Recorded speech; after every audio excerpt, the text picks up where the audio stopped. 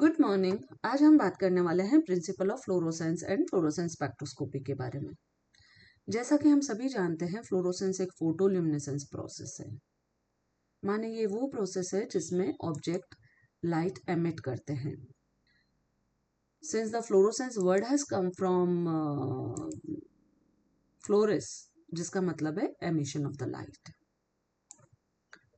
कुछ molecules fluorescence show करते हैं, उनको फ्लोरोफोर कहा जाता है और उनकी ये प्रॉपर्टी हम यूज कर सकते हैं उनको एनालाइज करने के लिए by means of fluorescence spectroscopy.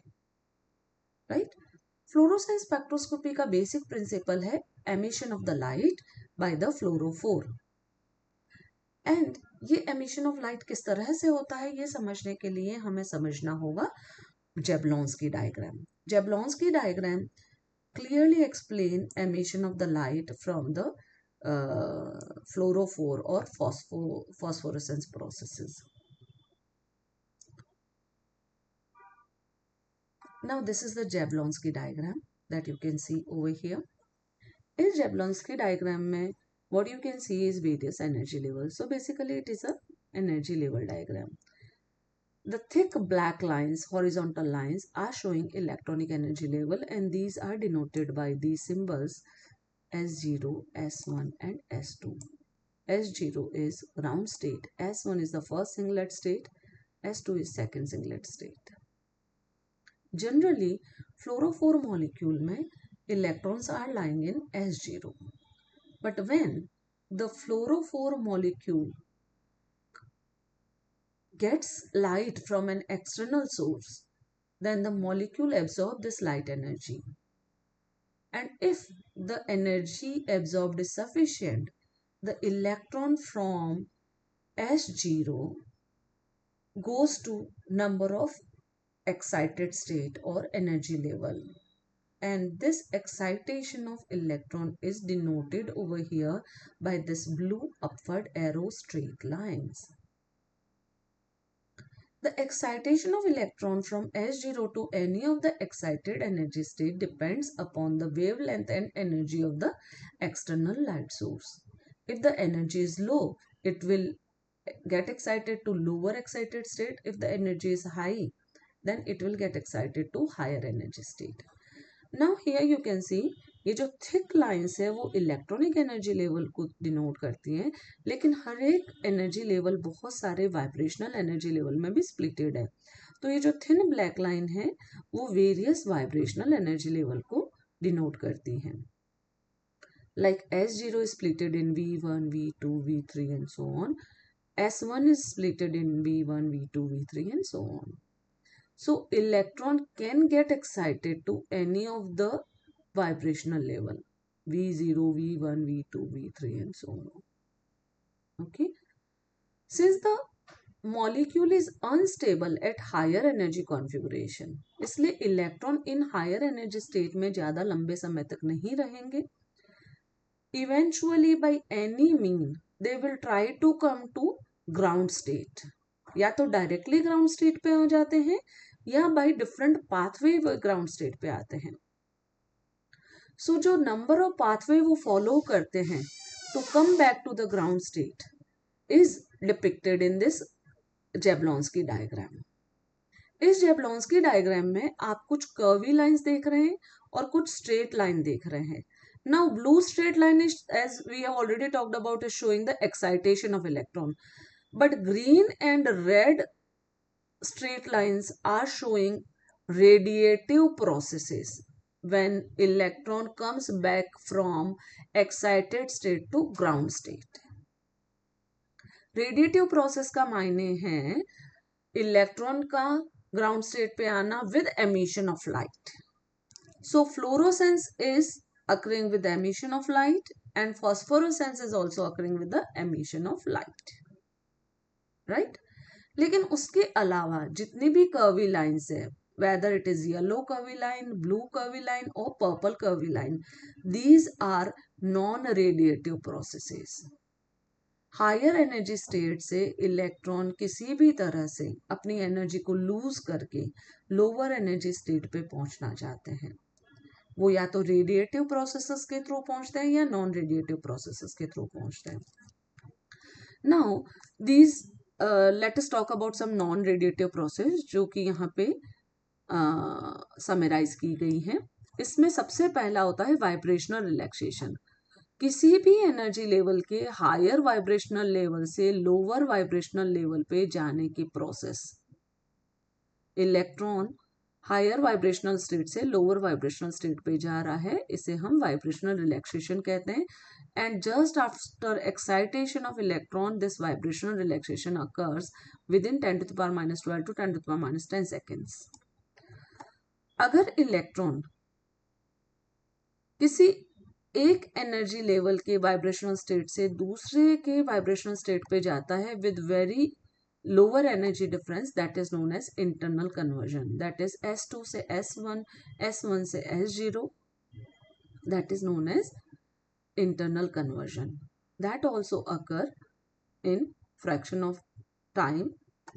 अगर इलेक्ट्रॉन सिंगलेट एक्साइटेड स्टेट से ट्रिपलेट एक्साइटेड स्टेट में जाता है, देन इसको हम कहते हैं इंटर सिस्टम क्रॉसिंग। ये भी नॉन रेडिएटिव प्रोसेस है। सो either vibrational relaxation, internal conversion और इंटर सिस्टम क्रॉसिंग, किसी भी तरह से इलेक्ट्रॉन अपनी एनर्जी को लूज करता है और लोअर स्टेट पे जाने की कोशिश करता है। ये सारी जो रिलैक्सेशन प्रोसेसेस हैं ये विदाउट एमिशन ऑफ लाइट है। लेकिन अगर इलेक्ट्रॉन S1 स्टेट से ग्राउंड स्टेट पे जाता है तो ये एक्स्ट्रा एनर्जी को लाइट के फॉर्म में एमिट करता है। एंड ये जो लाइट एमिट हो रही है उसे हम फ्लोरोसेंस कहते हैं। The emission of light when electron jumps back from first singlet excited state to ground state is known as fluorescence। And when electron comes from first triplet state to ground state, that is known as phosphorescence। Right?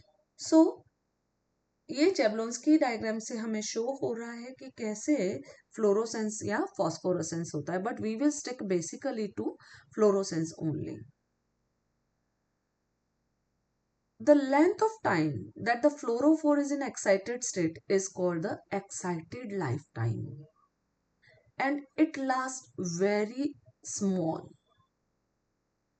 It lasts very small, that is 10 to the power -15 to 10 to the power -9 seconds।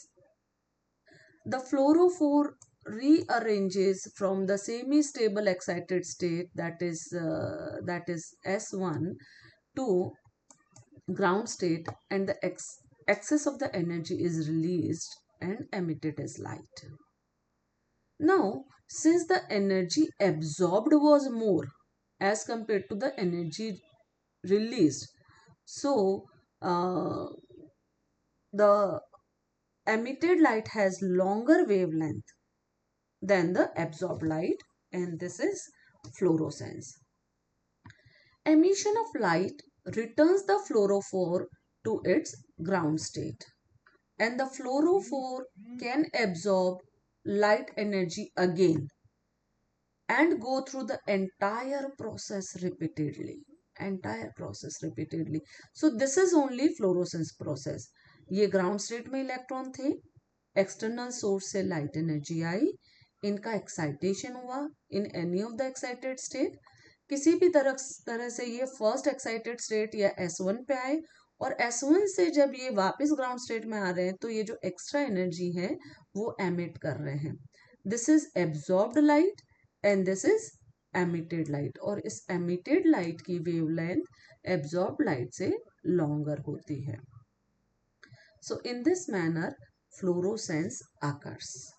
Now fluorescence spectroscopy actually is based on this fluorescence, and its working principle of fluorescence involves 4 basic steps। पहला step है excitation. जैसा कि हमने अभी देखा कि first external source से light आती है and electron from ground state get excited. तो जिस सैंपल को हमें एनालाइज करना है, जिसमें फ्लोरोफोर मॉलिक्यूल होते हैं, उनको एक्सपोज किया जाता है लाइट सोर्स से। of a particular wavelength, which is absorbed by the fluorophore molecule and excite its electron from ground state to higher energy level. इसको excitation कहा जाता है. कुछ समय बाद में the excited